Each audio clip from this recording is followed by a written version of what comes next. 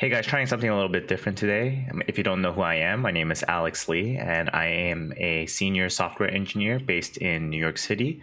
This channel is dedicated to help aspiring and junior developers learn how to code, but I also try to include these little bit of segments where I just talk about code or my opinions about being a software engineer in this industry. And today I want to talk about why I think you shouldn't take a remote position as a junior developer. And this can be a bit controversial. Personally, for me, when I graduated from my coding bootcamp school, I was looking for a junior developer position. Little did I know, 3 months of education and learning how to code doesn't necessarily make you a software engineer. If anything, it just preps you to become a junior developer. Realistically speaking, you're going to be learning a lot from your mid to senior level developers. And I like to compare it to just equipping yourself to build whatever project you want to do, right? If you only know a limited subset of anything in life, then you're really just gonna be able to just do things at a very basic level. And I notice a lot of new and aspiring developers, they focus on a lot of the wrong things when wanting to become a software developer. I realize being a software engineer is very appealing from a financial perspective. The idea that you're going to be making $100,000 plus coming out of a boot camp, why not make that investment, right? But in reality, when you graduate from a boot camp, it's going to be really hard to work for those paying companies. So you might end up in one of those startups, and generally that pay is a little bit less than what you might anticipate.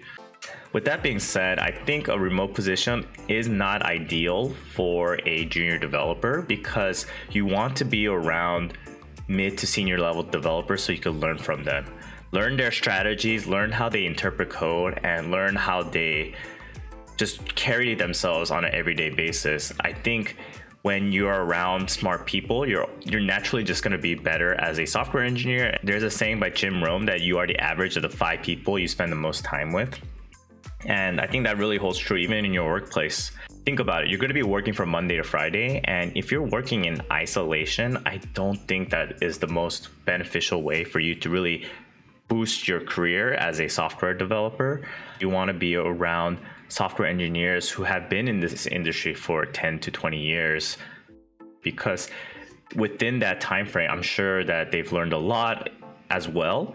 And you would want to have that system where there could be a CTO who's done it for like the 10 to 20 years, and then those senior developers and architects.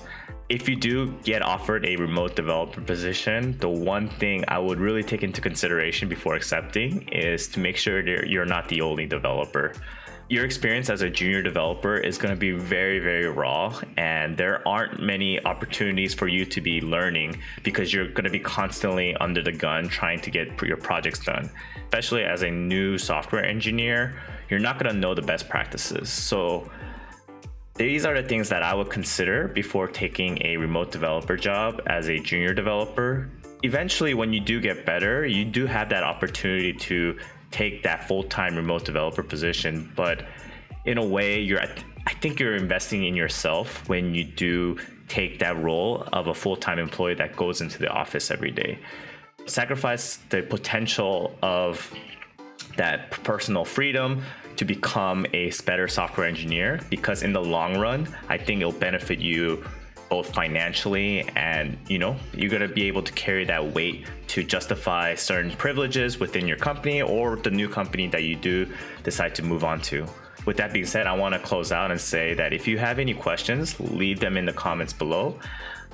If you like content like this, please like and subscribe. It really helps my channel, and this is a little bit different from your typical like coding tutorials or a talk that I did in front of one of my normal cameras. Just trying out this new system where I just kind of talk about how I feel about the industry. And if you have any questions, like I said, leave them in the comments below.